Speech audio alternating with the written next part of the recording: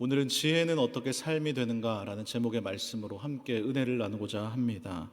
2025년 대학 수학 능력 시험이 며칠 남은지 아십니까? 43일 남았습니다. 거의 한 달 조금 더 남았는데요.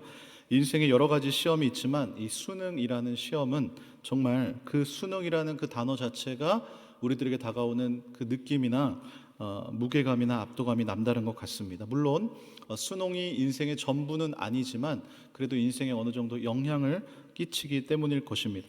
그래서 수능을 앞둔 자녀를 둔 부모님들이나 수능을 앞둔 손주들을 둔 이 조부모님들은 더욱더 이 시간, 이 기간 기도의 고삐를 당기고 계실 텐데요. 수험생들의 건강과 컨디션과 여러 가지들을 놓고 기도하는 제목들 중에 단연 가장 많이 기도하는 이 제목이 바로 지혜를 구하는 기도가 아닐까 생각을 해봅니다. 하나님, 사랑하는 내 자녀가 기억해야 할 것들을 빠짐없이 기억해야 하는 그 지혜를 주시옵소서라고 기도하는 것이죠. 이처럼 수능이라는 큰 시험을 앞두고 우리는 이 하나님께 지혜를 구합니다. 그렇다면 수능만 보고 나면 지혜가 필요가 없을까요?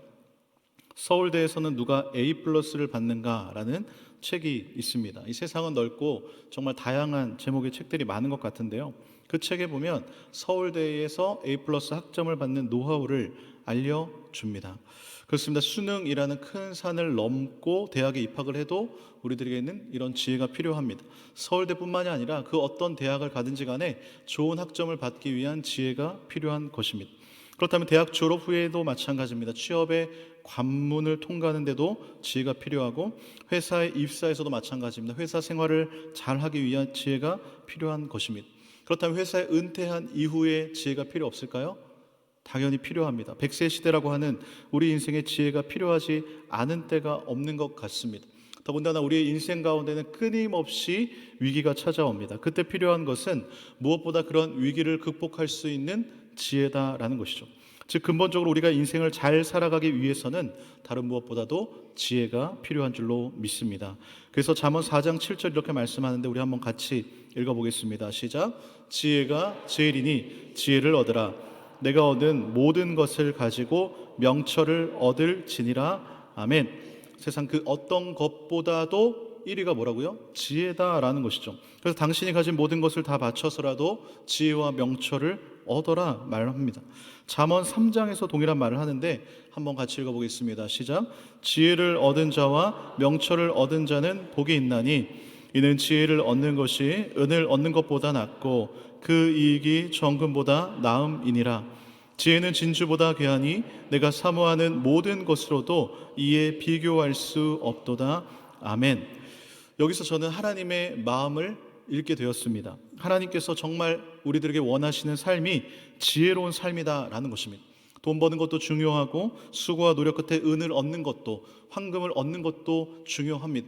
우리 마음 가운데 여러 가지 사모함이 있습니다. 그러나 그 모든 사모하는 것으로 비교할 수 없는 것이 무엇이라고요? 지혜라는 것입니다.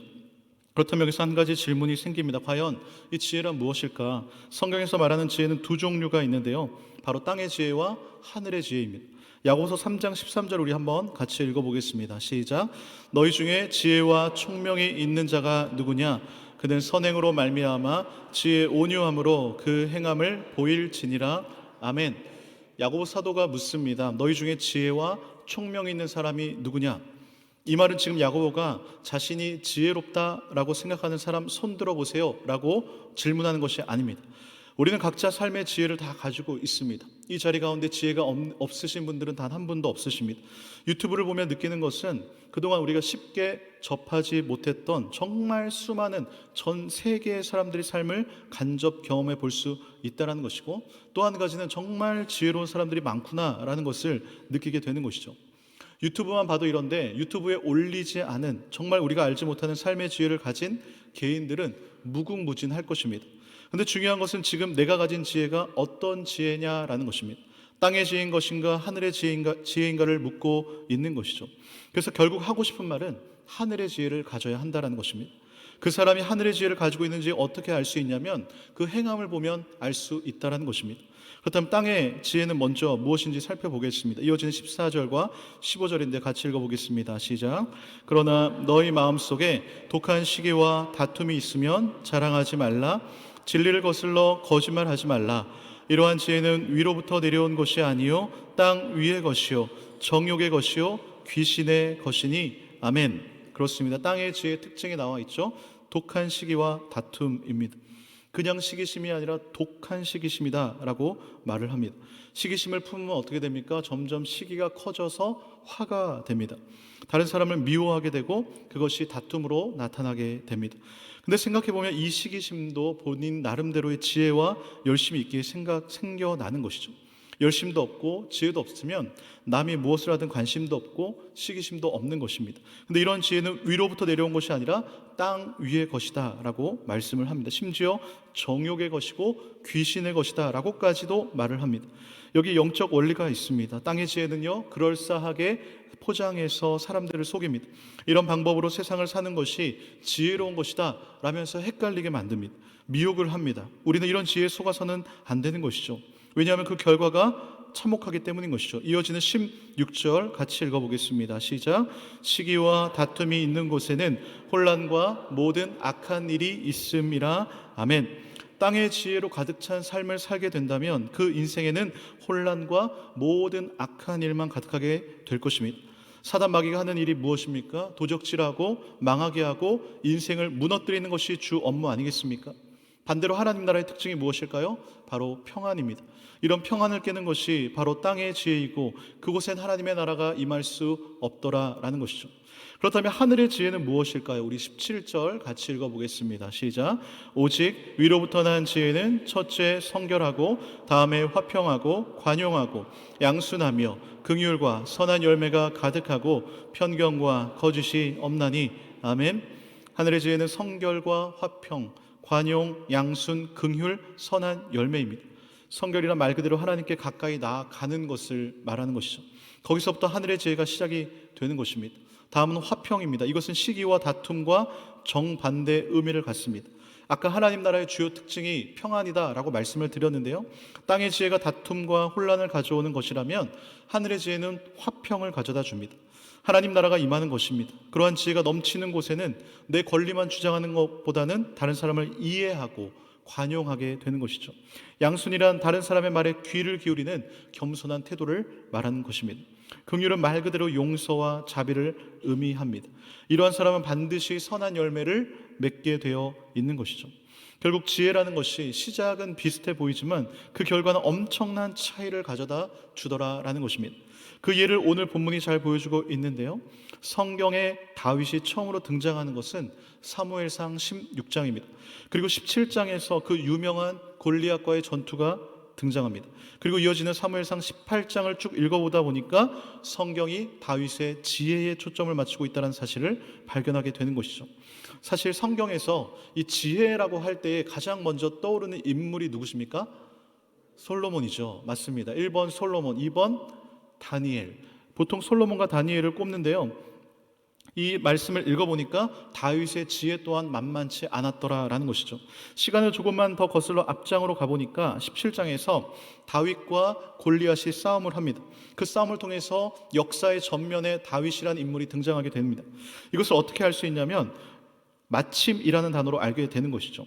다윗의 아버지 이새가 이 치즈 10덩이를 도시락으로 이 다윗에게 전쟁터에 있는 형들에게 전달해라 라고 말을 합니다.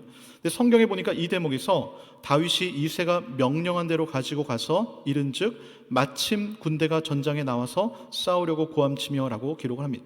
타이밍이 기가 막히지 않습니까? 도시락을 딱 가지고 도착을 했는데 마침 이 블레셋 이 군대가 싸우려고 찾아온 것입니다.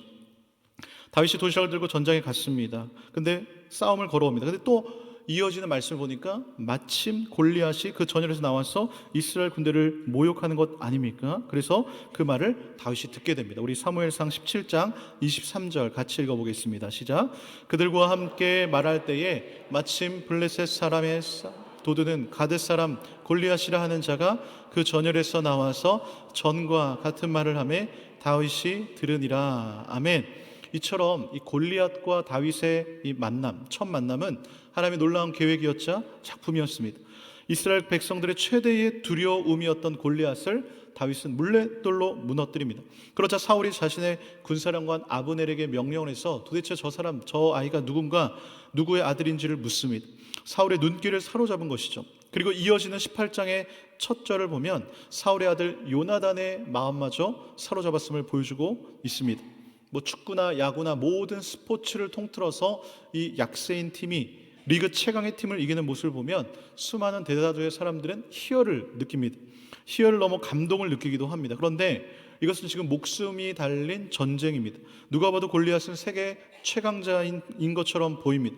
그의 위용에 압도당한 사울과 온 이스라엘 백성들의 심리 상태를 사무엘상 17장 11절이 잘 보여주고 있습니다. 같이 읽겠습니다. 시작. 사울과 온 이스라엘이 블레셋 사람의 이 말을 듣고 놀라 크게 두려워하니라. 아멘. 저 멀리서 골리앗의 목소리만 들었을 뿐인데 온 이스라엘 백성들, 사울을 포함한 온 이스라엘 백성들이 벌벌 떨고 있는 모습을 보게 된 거죠. 제대로 붙어보기도 전에 이미 마음속에는 두려움이 가득 자리 잡고 있습니다. 그런데 단 한 명 그 마음 안에 두려움이 없던 사람이 있었는데 누구일까요? 바로 다윗이다라는 것이죠. 우리 인생도 마찬가지입니다. 인생을 살아가다 보면 심리적으로 이 골리앗과 같은 문제 앞에 압도되는 순간이 불현듯 찾아옵니다. 도저히 내 힘으로는 어떻게 할 수 없는 상황 같은 것이 올 때에 우리에게 큰 두려움이 몰려오게 되는 것이죠. 그런데 갑자기 어디서 조그만 소년이 나타나더니 그 골리앗을 무너뜨립니다. 그 모습을 유튜브 라이브 생중계로 봤다, TV 생중계로 봤다. 어떠셨을 것 같습니까? 그 감정이 온 희열을 느끼고 감동을 느꼈을 것입니다. 그 현장을 본 온 이스라엘 백성들과 사울과 요나단이 보고 완전히 다윗의 매력에 빠져듭니다. 18장 1절의 말씀 우리 한번 같이 읽어보겠습니다. 시작. 다윗이 사울에게 말하기를 마침에 요나단의 마음이 다윗의 마음과 하나가 되어 요나단이 그를 자기 생명같이 사랑하니라. 아멘. 그 장면 보고 요나단은요, 내가 목숨 걸고 완전히 다윗의 어떻게 보면 메이트가 되겠다라고까지 매력에 빠졌습니다. 압도적으로 큰 골리앗과 상대적으로 비교가 되지 않은 다윗의 체구는 딱 둘이 서 있을 때 상대적으로 훨씬 더 크게 작게 보였을 것입니다. 누가 봐도 골리앗이 이겨야 합니다. 질 수 없는 게임입니다. 그런데 말도 안 되게 골리앗을 쓰러뜨리는 것이죠. 그 모습에 과연 누가 반하지 않겠습니까? 그런데 요나단은 그런 외적인 모습보다도 더 매료된 것이 있었는데 바로 다윗의 믿음이었다라는 것입니다. 여호와의 구원하심이 칼과 창에 있지 않고 오직 하나님께 속한 것이다 라는 다윗의 마음이 요나단의 마음과 일치되게 된 것입니다. 이런 다윗을 요나단뿐만 아니라 사울도 너무나 마음에 들었는지 그의 아버지 집으로 다시 돌아가지 못하게 하고 자기의 곁에 두고 그를 군대의 장으로 삼습니다. 구약 학자들은요, 다윗이 골리앗과 전투를 벌였을 때 나이를 많이 잡아도 20살 정도로 추측을 합니다. 군대의 장이 되기에는 누가 봐도 너무 어린 나이입니다. 그런데 성경은 이 장면을 이렇게 표현합니다. 사무엘상 18장 5절인데 같이 읽겠습니다. 시작. 다윗은 지혜롭게 행하매 사울이 그를 군대의 장으로 삼았더니 온 백성이 합당히 여겼고 사울의 신하들도 합당히 여겼더라. 아멘. 우선 사울이 그를 군대의 장으로 삼았는데 온 백성들이 어떻게 여겨요? 합당히 여겼더라. 고개를 끄덕입니다. 그리고 사울의 신하들도 합당히 여깁니다. 약관의 나이 20살입니다. 지금도 군대의 장이 되기엔 너무나 어린 나이지만 그때도 마찬가지 아닐까요? 그런데 온 이스라엘 백성들과 사울의 신하들이 다윗의 군대의 장이 되는데 그 어떤 반대도 없이 다 동의했더라라는 것입니다. 그 이유가 무엇입니까? 다윗이 사울이 보내는 곳마다 가서 어떻게 행했다고요? 지혜롭게 행했더라. 참 이상적인 인생 아닙니까? 직장에서 상사가 보내는 곳마다 지혜롭게 행하더라. 가정에서 부모님이 보내는 곳마다 지혜롭게 행하는 그 인생이 얼마나 복된 인생일까요? 저는 이 다윗의 지혜가 궁금했습니다. 도대체 그의 지혜는 어떻게 삶이 된 것일까? 그래서 어떻게 저렇게 왕을 포함한 모든 사람들의 인정을 받을 수 있었을까? 다윗의 지혜 나도 갖고 싶다. 여러분들 갖고 싶지 않으십니까? 우선 저는 그 답을 사무엘상 16장 13절에 찾아보았는데 같이 읽어보겠습니다. 시작. 사무엘이 기름 뿔병을 가져다가 그의 형제 중에서 그에게 부었더니 이날 이후로 다윗이 여호와의 영에게 크게 감동되니라. 아멘. 사무엘의 기름 부음을 받은 다윗이 그날 이후로 성령에 크게 감동된 인생을 살았습니다. 즉 다윗이 지혜롭게 행했다라는 것은 하나님께서 하늘에 주신 지혜로 모든 일들을 처리했더라라는 것입니다. 다윗은 사울이 보내는 곳마다 지혜롭게 행했더라라고 했는데, 사실 사울이 다윗을 어디로 보냈을까요? 뭐 영업하라고 영업직으로 보냈을까요? 아니죠. 이 상황에서 엄청난 골리앗을 쓰러뜨린 다윗을 아마 각지의 전투 지역으로 다 보냈을 것입니다. 그런데 다윗이 전쟁에 나가서 용감하게 싸워 이겼더라 라고 성경이 기록하는 것이 아니라 어떻게 기록하고 있습니까? 지혜롭게 행했더라 라고 굳이 기록하고 있는 것입니다. 사랑하는 성도 여러분, 하나님께서 저와 여러분들을 각자의 삶의 자리로 보내셨습니다.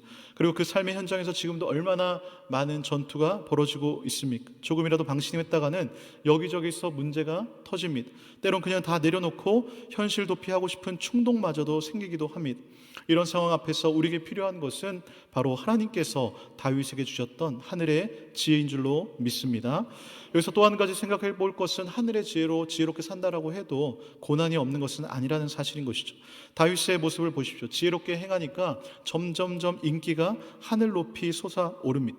여인들이 뛰놀며 노래를 합니다. 사울이 죽인 자는 천천히요, 다윗은 만만히로다. 이 말이 심히 불쾌해진 사울의 마음속에 시기가 불타오르고, 그날 이후로 군대의 장으로 삼았던 다윗을 떠나버리고 가시처럼 보이기 시작합니다. 결국 그를 군대장에서 천부장으로 강등시켜버리는데, 13절의 말씀 같이 읽어보겠습니다. 시작. 그러므로 사울이 그를 자기 곁에서 떠나게 하고 그를 천부장으로 삼음에 그가 백성 앞에 출입하며. 아멘. 보통 위기 가운데 진가가 드러난다라는 말이 있죠. 진정한 믿음인지 아닌지는 위기의 때를 보면 알 수 있습니다. 다윗의 삶에 위기가 찾아왔습니다. 성경 스토리상 그 어디를 살펴보아도 다윗이 지금 딱히 잘못한 것이 없어 보이지만 그래도 위기는 어김없이 찾아왔습니다. 근데 이 장면에서 성경은요 이렇게 말을 합니다. 14절입니다. 같이 읽겠습니다. 시작. 다윗이 그의 모든 일을 지혜롭게 행하니라.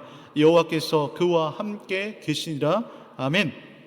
다윗 입장에서는 너무나 억울할 노릇 아닙니까? 나라를 위해 목숨을 바쳐서 전쟁에 나가서 그 수많은 전투를 승리를 거두고 돌아왔더니 돌아온 건 천부장으로 강등당한 것이죠. 그런데 성경 그 어디에도 다윗이 섭섭해하더라, 억울하여 사울을 향해 심히 분노하더라 라는 단어가 없더라 라는 것이죠.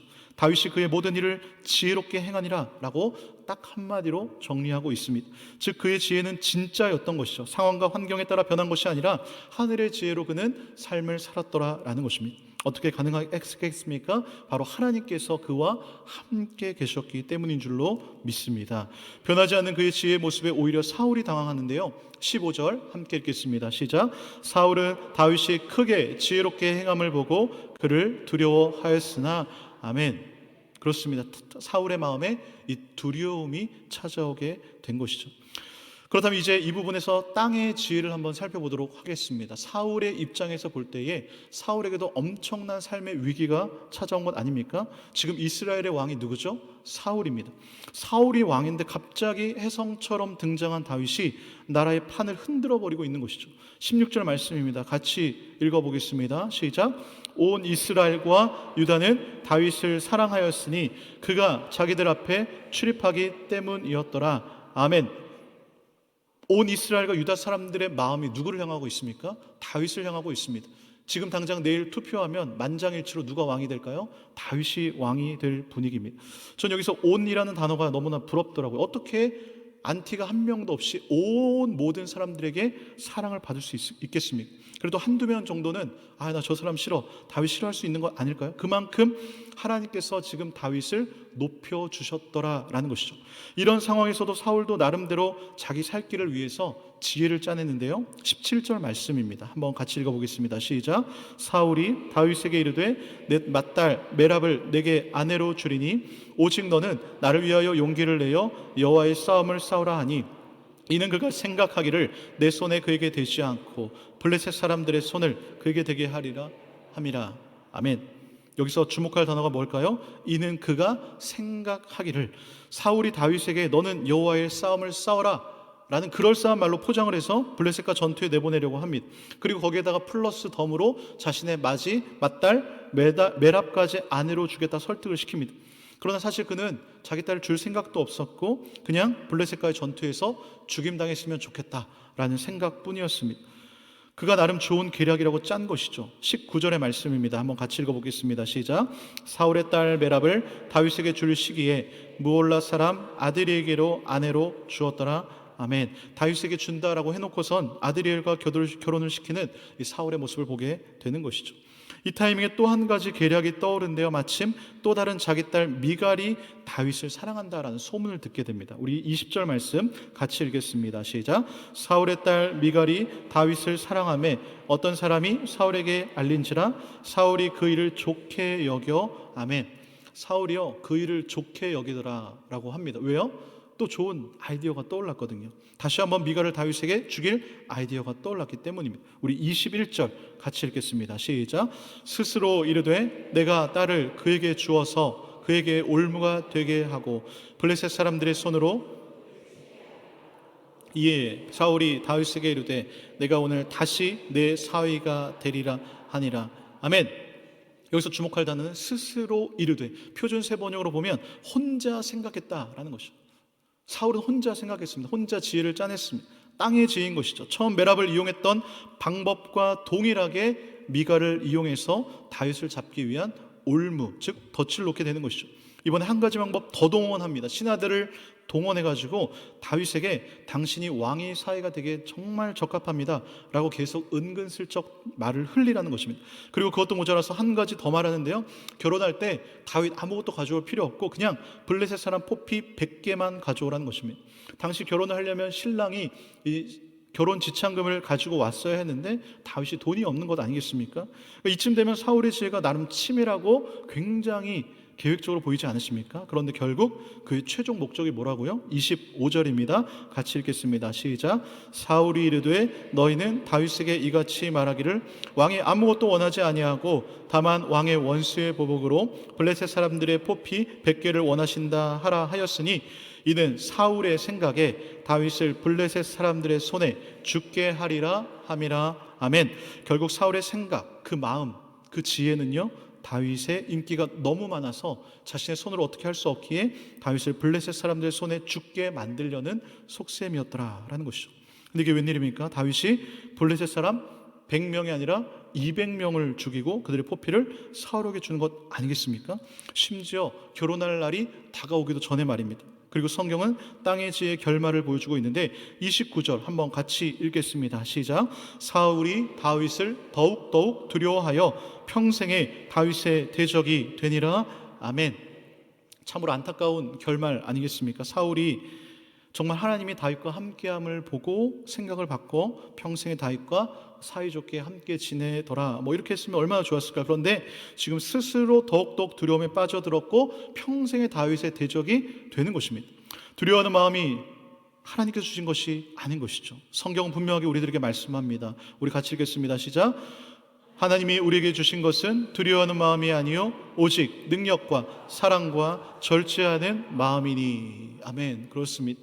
그렇기 때문에 우리를 두렵게 하는 환경이 다가온다 할지라도 다윗과 같이 두려워할 필요가 없는 것입니다. 하나님께서 우리에게 성령의 능력과 사랑과 절제의 영을 부어주셨기 때문인 것이죠.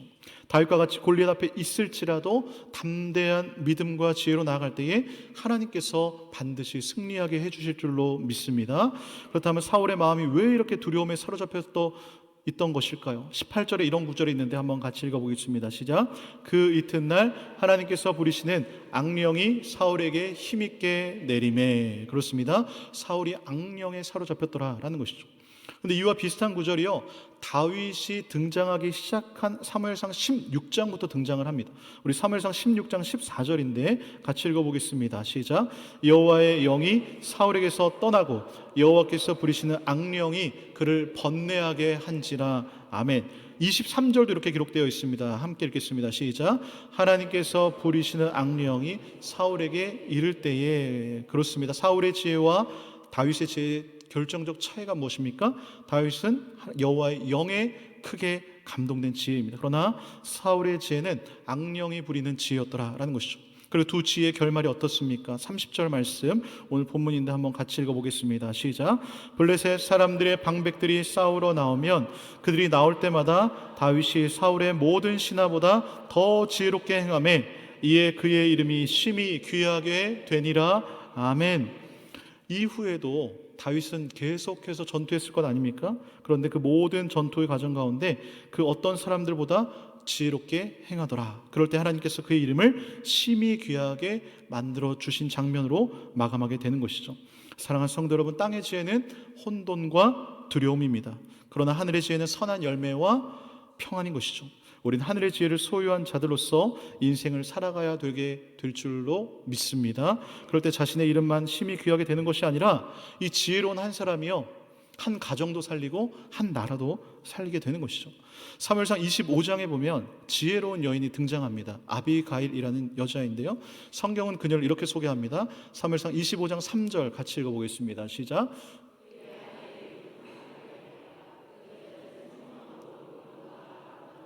아멘. 그녀를 소개하는데 얼마나 지혜로웠던지, 그녀는 아름답고 지혜로웠다 이게 아니라 그는 총명하고 용모가 아름답다, 총명이 먼저 등장합니다. 그녀의 지혜는요, 그의 남편 나발과 가정을 살립니다. 그리고 다윗이 죄를 짓게 하는 것마저 막아버립니다. 다윗이 아비가일에게 이렇게 말을 하는데 사무엘상 25장 33절 같이 읽어보겠습니다. 시작. 또 내 지혜를 칭찬할지며 또 내게 복이 있을지로다. 오늘 내가 피를 흘릴 것과 친히 복수하는 것을 내가 막았느니라. 아멘. 이러한 지혜를 여러분들께서 다 소유하시기를 축복합니다. 이처럼 지혜는 엄청난 능력이 있는 것이죠. 그런데 또 하나 나라를 구합니다. 사무엘하 20장에 보면 이번엔 세바라는 사람이 반역을 일으키는데 그 기세가 심상치 않았습니다. 나라가 넘어갈 판입니다. 우리 한번 같이 읽어보겠습니다. 시작. 이에 온 이스라엘 사람이 다윗 따르기를 그치고 올라가 비그리의 아들 세바를 따르나. 아멘. 지금 무슨 상황이에요? 온 이스라엘이 갑자기 왕인 다윗을 따르는 것이 아니라 세바를 따라가려고 하는 것이죠. 이런 위기 앞에 나라를 구한 사람이 누구일까요? 성경에 이름도 나오지 않습니다. 단지 지혜로운 여인 한 사람이다 라고 소개를 하는데 사무엘하 20장 16절 같이 읽어보겠습니다. 시작.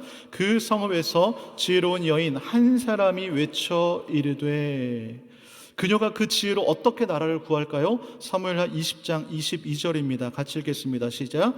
이에 여인이 그의 지혜를 가지고 모든 백성에게 나아가매 그들이 비그리의 아들 세바의 머리를 베어 요압에게 던진지라. 이에 요압이 나팔을 불매 무리가 흩어져 성읍에서 물러나 각기 장막으로 돌아가고 요압은 예루살렘으로 돌아와 왕에게 나아가니라. 아멘.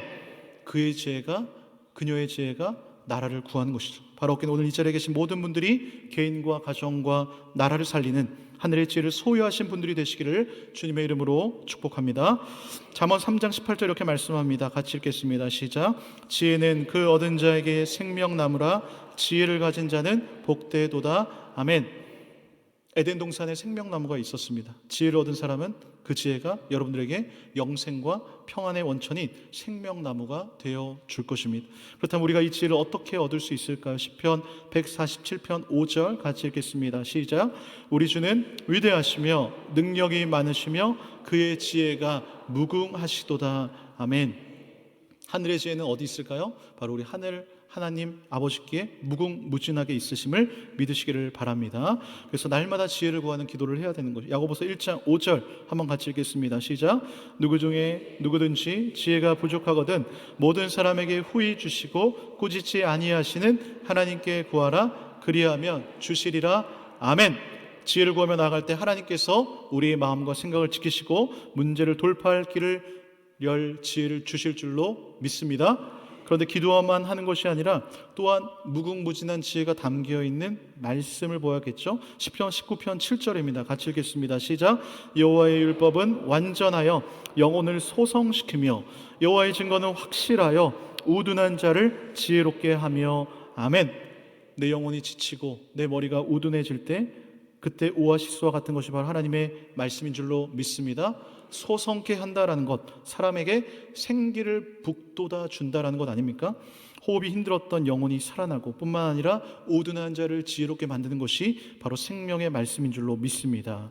성경을 읽을 때마다 참 드는 생각, 감사한 생각은 뭐냐면 구약이나 신약이나 어떤 딱딱한 수학 공식이 아니라 정말 재미있는 스토리라서 너무나 감사한 것이죠.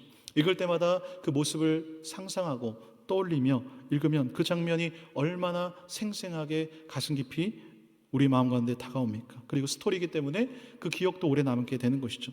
지금 함께 있는 보고 있는 본문의 말씀도 마찬가지 아닙니까? 살아있는 생생한 이 다윗의 지혜가 오늘 우리의 삶이 되기를 간절히 소망합니다. 그리고 궁극적으로는 이 지혜를 통해서 마지막 때를 분별하고 이 땅에서뿐만 아니라 죽음 이후에 주님이 예비하신 상급을 받게 될 것이다. 성경은 말씀하고 있습니다. 우리 마지막 다니엘 12장 10절과 13절 같이 읽어보겠습니다. 시작. 많은 사람이 연단을 받아 스스로 정결하게 하며 희귀할 것이나 악한 사람은 악을 행하리니 악한 자는 아무것도 깨닫지 못하되 오직 지혜 있는 자는 깨달으리라. 너는 가서 마지막을 기다리라. 이는 내가 평안히 쉬다가 끝날 때에 내 몫을 누릴 것임이라. 아멘. 지혜로운 인생 가운데 그 끝에 하나님께서 놀라운 선물을 준비하고 계신 줄 믿으시기를 바랍니다. 지혜가 여러분들의 삶이 되기를 주님의 이름으로 축복합니다. 국민일보 미션 파트에 이 겨자씨라는 칼럼 코너를 자주 읽는데요, 마지막으로 이 야성의 하나님을 만나라 라는 글을 읽어드리면서 설교를 마치고자 합니다. 이 존 스토트라는 사람이 기독교의 기본 진리에서 오늘날 우리들의 신앙의 힘이 점점 잃어가는 이유 중에 하나가 인간의 이성의 한계 안에서 적당히 신앙생활을 하는 사람의 수가 많아지기 때문이다, 그렇게 평가를 했습니다. 인간의 이해 안에서 신앙생활을 하게 되면 우리의 삶에 하나님의 능력이 나타나지 않게 되는 것이죠. 하나님은 길들이지 않는 야성의 하나님이시다라는 것입니다. 그래서 C.S. 루이스 나니아 연대기에 보면 예수님을 상징하는 것이 사자인데요, 이 사자인 아슬란을 설명하는 대목에서 그는 안전하지 않아 그러나 선한 분이야, 그는 왕이야, 이렇게 설명을 합니다. 안전하지 않다라는 말은 인간의 이해를 벗어나는 하나님의 크심과 거룩하심을 보여주는 장면입니다. 하나님은 인간의 한계 안에 갇혀신 계신 분이 아니십니다. 인간이 상상할 수 없는 무한하신 하나님이십니다. 오늘 우리 신앙에 필요한 부분이 있다면 바로 이런 신앙의 야성을 회복하는 것이다 라는 것이죠.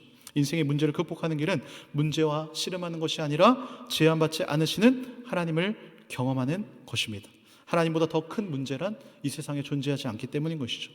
여기서 제한받지 않으시는 하나님의 그 지혜가 저는 여기서 떠올랐습니다. 그의 지혜는 헤아릴 수 없을 정도로 많으심을 믿으시기 바랍니다.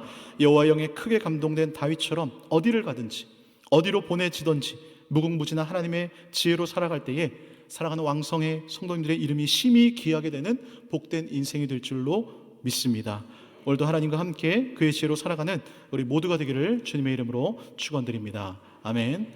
이 시간 함께 찬양하기 원하는데요, 보라 너희는 두려워 말고 라는 찬양입니다. 우리 인생에 늘 끊임없이 블레셋과 같은 적들과의 싸움의 연속이, 그럴 때 우리는 두려워하고 지치는 것이 아니라 하나님의 지혜, 하나님의 능력의 손을 바라보며 이겨내야 될 줄로 믿습니다. 우리 찬양의 가사 생각하며 함께 찬양합니다.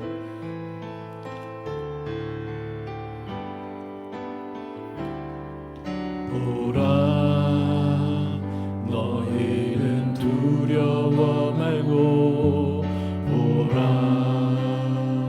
너희를 인도한 나를 보라 너희는 지치지 말고 보라 너희를 구원한 나를 너희를 치러 적은 어디 있느냐 너희를 억누르던 원수는 어디 있느냐 보라 하나님 구원을 보라 하나님 능력을 너희를 위해서 싸우시는 주의 손을 보라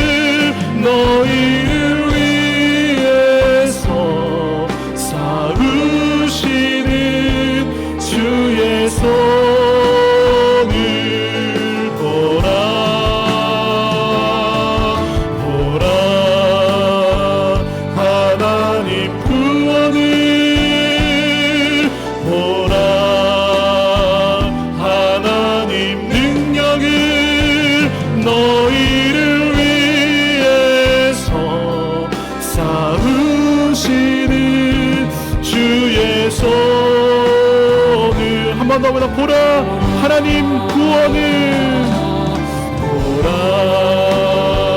하나님 구원을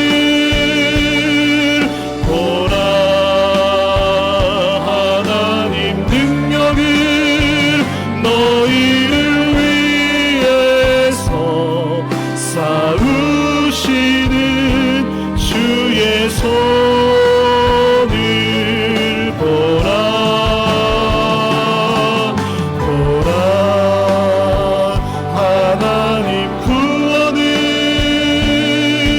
보라 하나님 능력을 너희를 위해서